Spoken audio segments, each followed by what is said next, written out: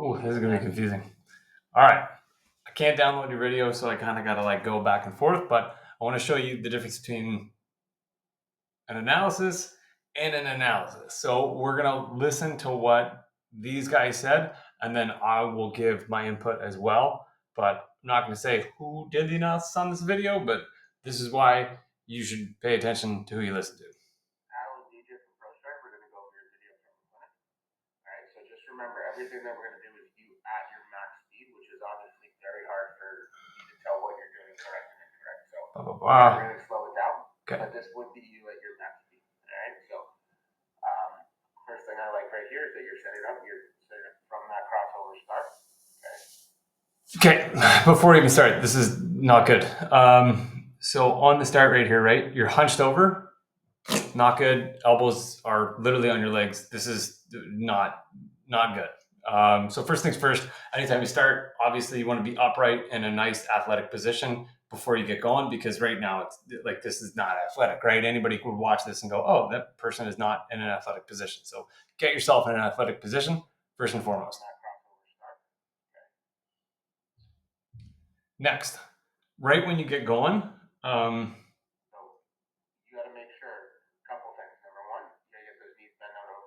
you're close, right? You could bend them a little bit more. That is part of it. And then really taking those inside outside edges, rolling them halfway down towards the ice. Mildly important, but literally everybody does that. Otherwise, you cannot create speed. Direction that you want to go. Okay, so those first two rules, right? Bend your knees 90 degrees over your toes, press your edges 45 degrees down towards the end. All right, and as you go to take off, I will show you at full speed, and then I'll kind of bring it back.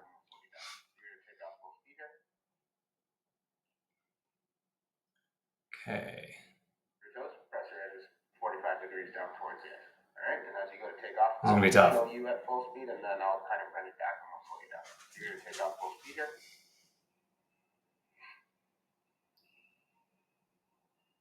Okay, so I'm gonna give you mine first and sincere. So, oh, please let me do this. So right off the get-go, okay, here, that's fine. I don't see a huge push coming off of this back leg. So that's one thing. After you get going, can I get it? Oh, this is so hard, right? There. This position is not good. This is like prototypical not good skater position, because look at where your knee is. So you go from here, and then when you're recovering your left leg from underneath you, your knee doesn't move out. So from this position right here, you should push off with that leg, and then your knee should be driving over this direction to prepare you for that next stride immediately. The way that you skate now on this recovery, your knee's inside, and now you have to take time for this knee to go back outside. So that's one thing, and you'll see where your knee ends up. If I can get it there. Here. This is so hard.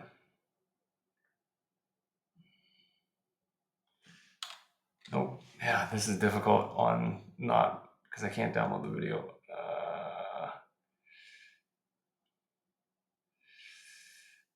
This is impossible. Okay, we're gonna try to do the best we can. So back to the knee there, and as you're skating, hands are all over the place. So this swinging side to side, not ideal. We want your hands to be at 90 degrees at the arms right here. This angle, 90 degrees, and then it should be moving at a 45-degree angle compared to the position that you're going. This excess swinging right here is just taking time, speed, and energy. This guy goes on here to talk about how you need to have long arms so you can have long legs. That's like the most nonsensical thing ever. It's a derivative of when people started teaching skating from speed skating, because in speed skating you have those long, smooth strides, so you need those long, smooth arms. In hockey, unfortunately, we very rarely ever need to get up to that top speed of going, and more importantly, when we get there, it's more like We need to get to that top speed as fast as humanly possible versus maintaining that top speed for a very, very long time. So it's important that your arms are nice and compact whilst also having a nice long stride. It's something that you can develop, and it's a misnomer amongst many, many, many, many people that teach skating, even though you can turn on the TV and watch the guys right now in the Stanley Cup and watch how they skate and watch how they move their arms. It's not like that. Makes no sense.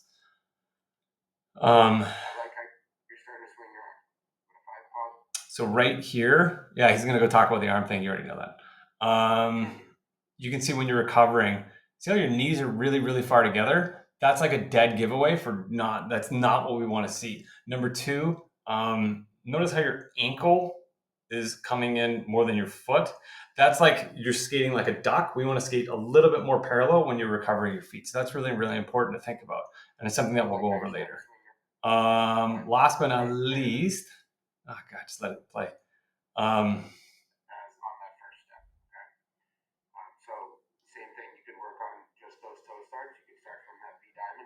Also completely false. It's not the way that you want to start. Is that toe start? It's a thing that, again, we were taught when we were kids. Nobody's updated their model, but if you watched specifically like a Connor McDavid at the fastest skater competition, watch his skating. He's not up on his toes. He's using his whole blade, trying to create like a big, long, fast, smooth stride right off the start. Apparently that's faster. A buddy of mine trained with a bunch of dudes that are in the NHL.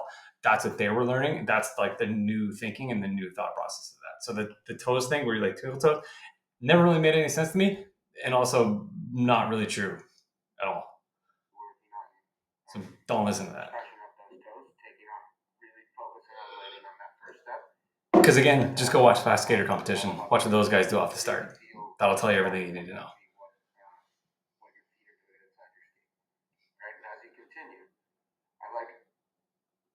So right here, your foot's coming really, really far back behind you. So like when you're striding and pushing off, your foot comes back and then recovers.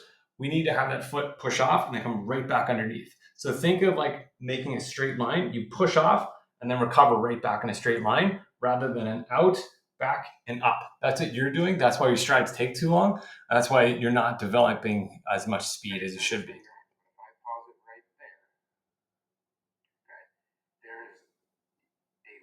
Bend in your elbow and there's a tiny bend in your knee, right? So we talked about that big arm swing, right? Your arms correlate to your legs. So it's true, but you don't want long arms. Just watch the NHL guys. It's really, really simple. And also you have a stick in your hand. You can't do long arms with both hands, so you end up with an asymmetrical stride, which is not good. Okay. But he is right about the full extensions on your strides. That is not fully extended. And God, this is so hard to do. Those are the main. Go back to here. Watch your head. Watch your head go up and down, up and down, up and down. And see your head. Yeah, see that movement? Not bad. Just try to minimize that a little bit if you can. Okay.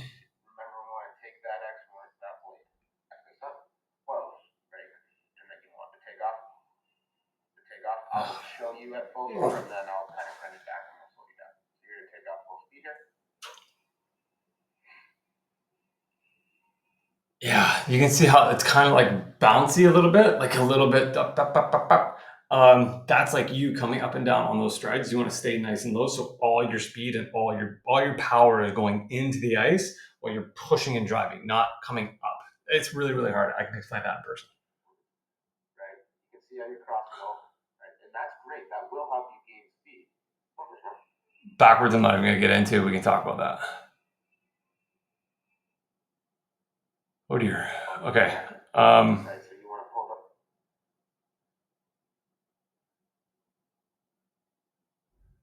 We'll get into backwards later. Okay. On your crossovers, all right, not terrible actually.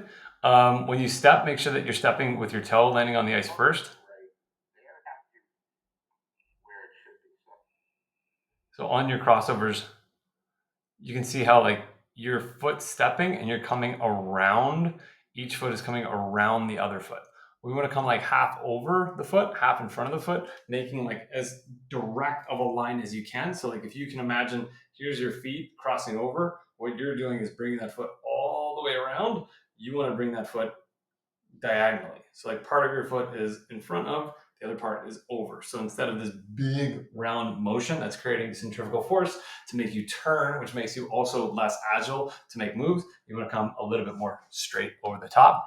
And in addition, make sure you're looking where you want to go, not where you've been. So you should be looking like towards the direction where you're going, which you're not doing. And you can see how you're landing on your heel with your feet, with the cross of the foot that you're crossing over with. Oh, he just did the look thing too. Okay, cool. Probably going to be the same thing on the other side as well. Same thing on that other side. Now on this side, you can see you're leaning in a little bit, but definitely not as much as the other side. But I'm going to focus more on your pushes on this side. So you don't want to be leaning in. That's insane. A little bit further, you can see. So right here, you can see how your heel's landing first.